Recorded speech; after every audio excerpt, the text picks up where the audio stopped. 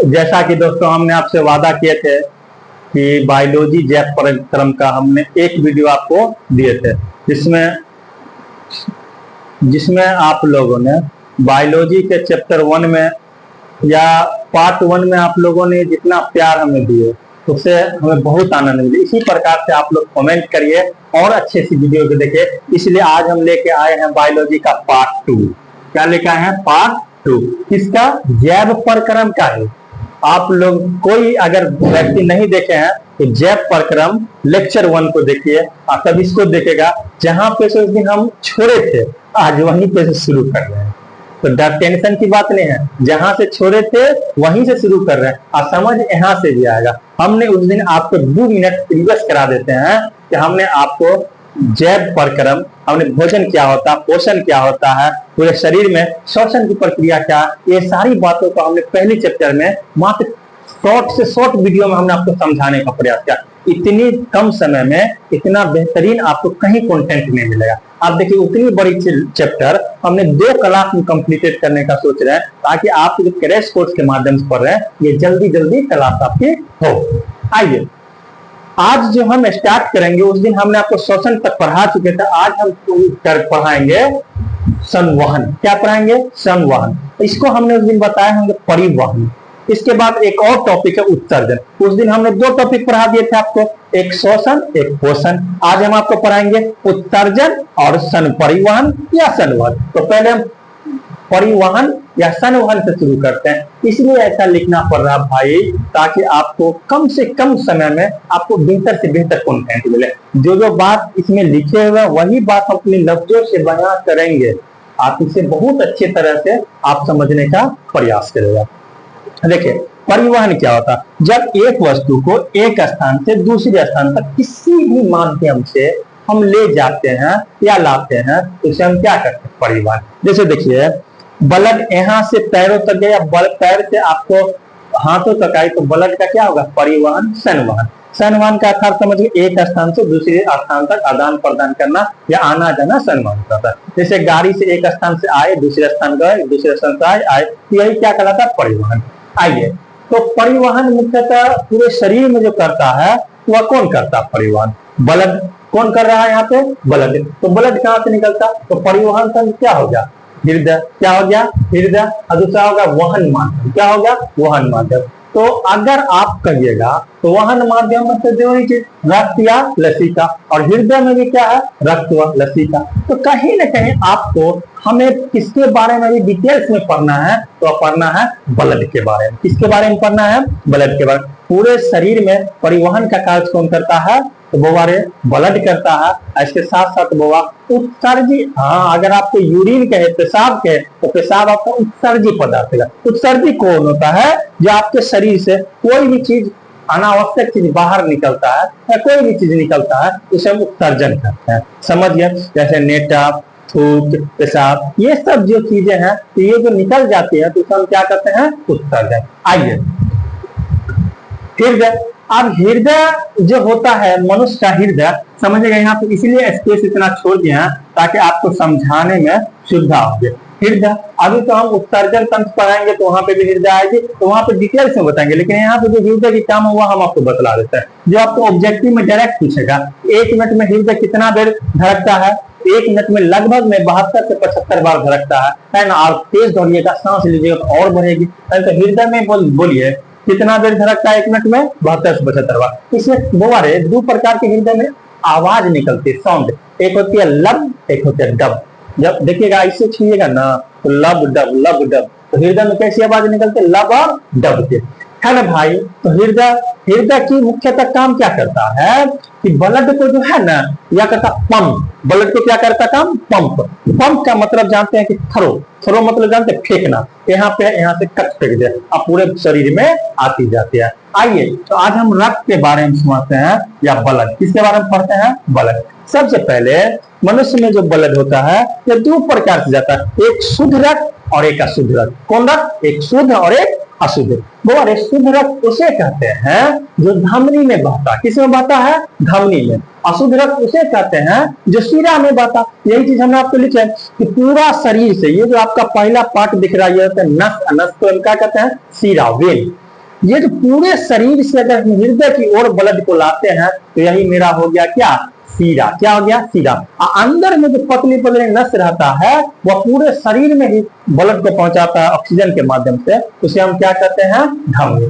इसमें बहुत दूगो अपवाद है। क्या दो अपवाद है, दूगो। एगो देखिएगा कि अगर आपको धमनी, आपसे सवाल है, सवाल आप बोलिएगा कि धमनी शुद्ध रक्त का वहन करता है कि अशुद्ध रक्त का, तो धमनी किसका करेगा, शुद्ध रक्त का। और यहीं पर सीरा किसका करेगा, अशुद्ध रक्त का। सीरा अशुद्ध रक्त को धोता है और धमनी शुद्ध रक्त को धोता है। तो धमनी में एक अपवाद है, धमनी में जो धमनी शुद्ध रक्त को धोता है, लेकिन एक ऐसा धमनी है जिसका नाम फुफ्फुस धमनी, यह जो है यह क्या करता है, क्या अशुद्ध रक्त को धोता है। किसको धोता है, अशुद्ध। इसलिए धमनी का अपवाद पूछेगा तो फुफ्फुस धमनी, सीरा का अपवाद पूछेगा तो फुफ्फुस सीरा, है ना। आइए अगर हम धमनी और सीरा को यहाँ से शुरू करते, पहले धमनी सीरा के कांड को खत्म करता है। धमनी बताइए, शुद्ध रक्त होता है तो शुद्ध रक्त में क्या मिलेगा, ऑक्सीजन। इसके रक्त में क्या मिलेगा, ऑक्सीजन। या हृदय से कहाँ जाती है, हृदय से पूरा शरीर में फैलती है। आज जिस पार्ट में नहीं जाएगी वह पार्ट में क्या हो जाता है पता है ना, सूजन, और वही हाथ पे खुल जाता है। आइए अपवाद फुफ्फुस धमनी, यह भित्ति कैसा होता है, धमनी का यह मोटी, क्या होती है, मोटी और अत्यधिक लचीली, तब तो आंतरिक भाग में पाया जाता है, यह जल्दी फटता नहीं है। आइए सीरा क्या होता है, यह शरीर के विभिन्न भागों से ब्लड को अपने हृदय में लाती है ना। वहां पे क्या करता है, साफ सफाई का काम होता है। अपवाद में क्या, फुफ्फुस सीरा। आइए कैसा आता है, कम मोटी और कम लचीली, या अत्यधिक मोटी और अधिक लचीली। या इसकी भित्ति क्या होती है, धमनी अधिक मोटी अधिक लचीली, सीरा कम मोटी कम लचीली। आइए मानव संवहन, मानव संवहन समझ रहे हैं ना, एक है हृदय, हृदय में क्या, ब्लड। आप हम ब्लड के बारे में बताते हैं। ब्लड कितना प्रकार का होता है, दो प्रकार का, एक होता है रुधिर, एक होता है प्लाज्मा। एक क्या होता है रुधिर, एक होता है प्लाज्मा।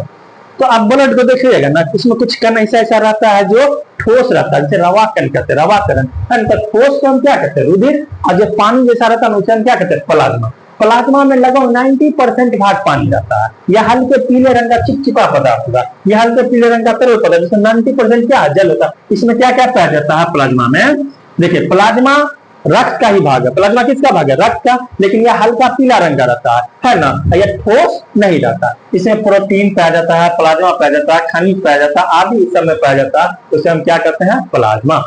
यही चीज है। रुधिर में क्या होता है कि रुधिर मान लीजिए एक प्रकार से ठोस भी कर सकते हैं, तो रुधिर की कई भाग हो जाते हैं, जैसे लाल रक्त कण, इसको हम कहते हैं red blood cell, RBC, red blood cell. आप बताइए रेड ब्लड सेल मुख्यतः किसका वहन करता है, ऑक्सीजन का और कार्बन डाइऑक्साइड का, ऑक्सीजन और कार्बन डाइऑक्साइड का। तो बोलते लाल रक्त कण लाल क्यों होता है, लाल रक्त कण लाल क्यों होता है, तो आप भी बता दीजिएगा, हीमोग्लोबिन के कारण। तो लाल रक्त कण लाल क्यों होता है, हीमोग्लोबिन के कारण। और यह पूरे शरीर में लगभग इसकी मात्रा सबसे ज्यादा होती है। इसके बाद आते श्वेत रक्त कण। अभी हम आपको एक ऐसा एग्जाम्पल देंगे ना कि खट समझिएगा। यह श्वेत रक्त कण जो है आपको रोगी से लड़ने के लिए, रोगों से लड़ने के लिए बचाता है। मतलब आपके बाहर बीमारी है, कोरोना देखते हैं चारों तरफ घिरा हुआ, आपके अंदर श्वेत रक्त कण मजबूत है, तो आपका श्वेत रक्त कण और कोरोना आपस में लड़ेगा। श्वेत रक्त कण अगर हार गया तो कोरोना बॉडी में एंट्री मारेगी, और नहीं हारा तो कोई एंट्री नहीं मारेगी। आइए एक होता है रक्त प्लेटलेट्स। रक्त प्लेटलेट्स क्या था, ब्लड कट गया, थक्का जो बैंडेज करता है उसे हम क्या करते हैं, रक्त प्लेटलेट्स। आइए एक एग्जांपल से समझते हैं। गाछी में गए होइएगा कांड करने के लिए, तो हाथ अगर कट जाता करची से तो क्या होता भाई, तो उसके सब उजला उजला आता है। उजला उजला को कथी कहते हैं, श्वेत रक्त कण। और देखता है ना, ज्यादा मात्रा में निकालने से श्वेत रक्त कण निकलेगा तो कमजोर पड़ जाता है लड़का। और जब कमजोर पड़ जाइएगा ना बाबा, तो आपका चेहरा का रुचि खत्म हो जाता है ना। तो इसलिए पहले करता तो पहले श्वेत आता है, और उसके बाद क्या आता है, लाल लाल निकलता है। तो श्वेत रक्त कण को हम क्या कहते हैं, श्वेत रक्त कण, तब निकलता लाल रक्त कण। और कुछ समय के बाद ऐसा होता है कि वहां पर पट्टी जमने लगता, मतलब खैंटी जगह बोलते हैं जम जाता। तो खैंटी जम आता है, प्लेटलेट्स शक्ति देता है श्वेत रक्त कण, और निकलता है लाल रक्त कण। समझ रहे हैं ना। आइए, तो इस पार्ट में हमने अभी आपके को रिवीजन करा दे रहे हैं कि संवहन किसे कहते हैं। जो बॉडी के पूरी भागों में एक सामान को दूसरी सामान को पहुंचाता है या लाता है, उसे हम क्या कहते हैं, संवहन, है ना। इसमें गोवारे कौन हो गया, हृदय। हृदय में गोवा दो प्रकार के हृदय के बोलेगा, हृदय कितनी कोष्ठकों से घिरा होता है, तो हृदय जो है 4 कोष्ठकों से घिरा होता है ना। अलिंद और नीला, दाया अलिंद, बाया अलिंद, दाया नीला, बाया नीला, है ना। हृदय में देखिए इसमें जो है गोवा ब्लड का क्या होता है, ट्रांसफर, मतलब फ्लो करता है 2 प्रकार से। एक होता है ब्लड कितना प्रकार का है, रुधिर, एक प्लाज्मा। प्लाज्मा मुख्यतः पानी रहता है, रुधिर में कण रहता है, इसलिए रुधिर को हम 3 भागों में, लाल रक्तकण, श्वेत रक्तकण, रक्त प्लेटलेट्स। तो लाल रक्तकण में O2 CO2 का संवहन करता है, या किसके कारण होता है, लाल रक्तकण, लाल खून लाल क्यों होता है, हीमोग्लोबिन के कारण। श्वेत रक्तकण द्वारा या रोगों से लड़ने के लिए काम देता है, और प्लेटलेट्स जो होता है थक्का बनाने में सहायक होता है। आइए, धमनी और शिरा। तो धमनी जो होता है वह शुद्ध रक्त का वहन करती है, शिरा अशुद्ध रक्त का वहन करती है। धमनी जो होता है यह भित्ति अधिक मोटी और अधिक लचीली होती है, जबकि शिरा कम मोटी कम लचीली होती है। यही बात हमने आपको अभी बतलाया संवहन में। और ये अगर पौधा में बोले ना, तो पौधा में 2 संवहन का काम करता है, एक जाइलोम, एक कौन काम करता है, जाइलोम, एक काम करता है फ्लोएम। जाइलोम का काम क्या होता है कि जमीन के नीचे आ जाइए, खनिज लवण उठाइए, पानी उठाइए, पेड़ पौधा के पत्ती में लेके रखिए।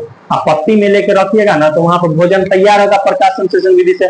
प्रीवियस वीडियो में हमने आपको बताए हैं, तो प्रकाश संश्लेषण समझाए हुए, तो वहां पे भोजन तैयार होता है। अब फ्लोएम क्या करता है, पूरे चीजों जगह पे बांटने का। तो पेड़ पौधा में कोई बोलेगा कि परिवहन तंत्र का नाम क्या है, तो एक जाइलम, एक फ्लोएम। मनुष्य में बोलेगा तो हृदय है, रक्त है, प्लाज्मा है, ये सब किसका काम है, संवहन करने का काम है। आप लोग इसको बहुत अच्छे से स्क्रीनशॉट लेके लिखिएगा और समझिएगा, अभी नोट करिएगा। मैं कुछ करूं, हमने अभी आपको बताया इस चैप्टर में देख रहे हैं ना आप, कि हम आपको सबसे पहले पोषण बताए, फिर आपको श्वसन बताए, उससे पहले अभी हमने थोड़ी देर पहले अभी बतलाए थे परिवहन। अब हम लास्ट टॉपिक पे हैं भाई, उत्सर्जन। देखिए इतना जल्दी, इतना कम समय में, इतना छोटी वीडियो में कोई आपको पूरा क्लियर नहीं कर सकता। हमने एक प्रयास किए हैं, वो आपके लिए। अच्छा लगे तो अच्छा कमेंट करेगा, खराब लगे खराब कमेंट करेगा, है ना। देखिए कहता है ना कि हम तो बैरागी है, 4 लोगों की बुराई करने से हम फूल नहीं जाता, 4 लोगों की बुराई करने से मेरी मनोबल कम नहीं जाएगी। आइए, मानव में उत्सर्जन। मानव में उत्सर्जन क्या होता है कि मनुष्य अपने शरीर से कोई भी चीज बाहर निकाले या जीव प्राणी कुछ भी बाहर निकाले तो वह क्या कहलाएगा, उत्सर्जन। अब त्वचा से अगर हम पसीना निकालेंगे तो पसीना उत्सर्जन है कि नहीं भाई, पेशाब निकलेगा तो पेशाब उत्सर्जन, वर्ज्य पदार्थ निकलेगा, है ना, तो वह उत्सर्जन। तो मुख्यतः में यहाँ पे जो पढ़ते हैं क्लास 10th में उत्सर्जन, वह एक ही चीज पढ़ते हैं, वह किडनी। क्या है, किडनी। किडनी को हम क्या कहते हैं, गुर्दा अपने भाषा में, तथा न महिला सब तो थोड़ा गुर्दा निकाल लेंगे चला, है ना।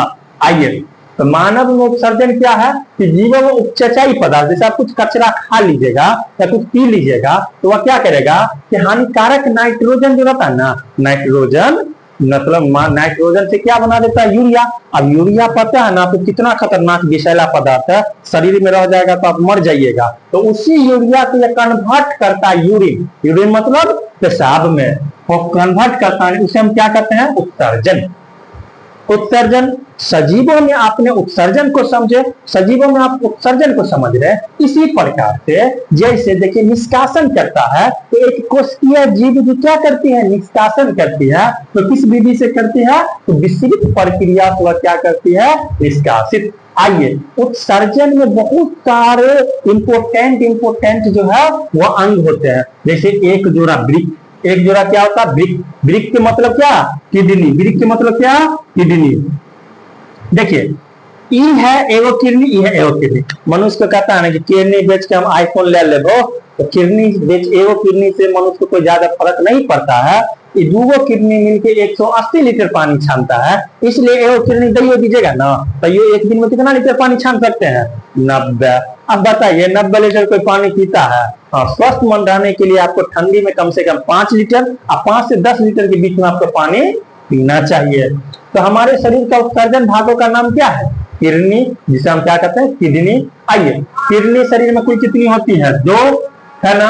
आइए, एक जोड़ा होता है मूत्रवाहिनी, एक जोड़ा क्या होता है, मूत्रवाहिनी। देख रहे हैं ना बउआ कि यहाँ पे देखिए किडनी और यहाँ पे आ जाता है मूत्रवाहिनी, है ना।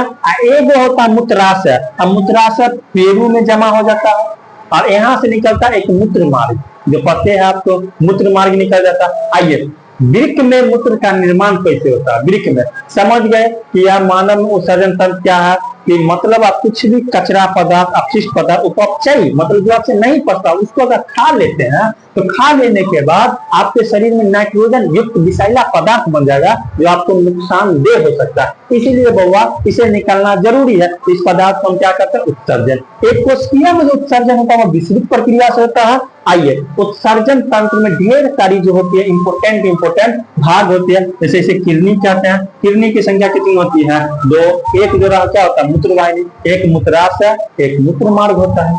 आइए, एक वृक्क में मूत्र का निर्माण कैसे, सबसे पहले एक चीज बतला रहे हैं हम आपको कि किडनी की इकाई या वृक्क की इकाई का नाम क्या है, नेफ्रॉन। क्या नाम है, नेफ्रॉन। वृक्क की इकाई क्या नाम है, नेफ्रॉन। आपका जो नई थ्योरी में कंप्लीट होगा, अगर कोई भी क्वेश्चन पूछेगा तो आपको मुंह से बोलने, समझिएगा।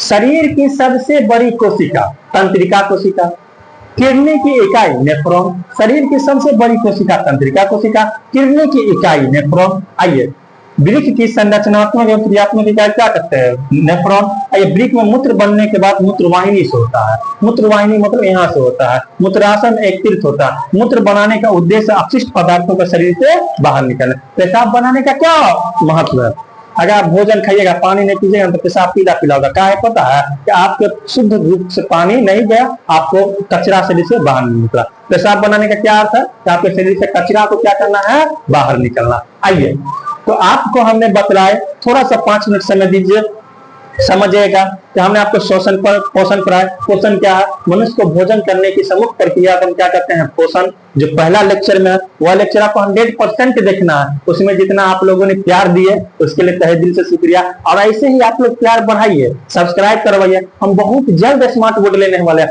हम आपसे विश करते हैं कि आप जो वीडियो आएगी कुछ दिनों के बाद, छठ के बाद, सबसे अपने बिहार में गौरवशाली क्या, छठ के बाद हमारी टीम आएगी। ऐसा टीम है ना, मेरी 4 टीचर की टीम है, और आपको स्मार्ट बोर्ड के माध्यम से पढ़ाने का प्रयास करेंगे। आप लोग थोड़ा सपोर्ट बनेगा तो हम लोग का मनोबल बना रहता है। आप पहला लेक्चर, दूसरा लेक्चर देखिए, और इस पहला चैप्टर का जो भी क्वेश्चन है बायोलॉजी की, वह हम आपको किताब और बुक के माध्यम से हम आपको पूरा का पूरा कराएंगे रात में 8 बजे पर डे, छठ के बाद। अभी आपको जब तक रिकॉर्डेड वीडियो सारी थ्योरेटिकली मिलती रहेगी। और वादा है कोई भी समस्या हो तो एक ही नाम 96 93 64 49 57 पे आप क्या करिए, कॉल करें। धन्यवाद बहुत बहुत।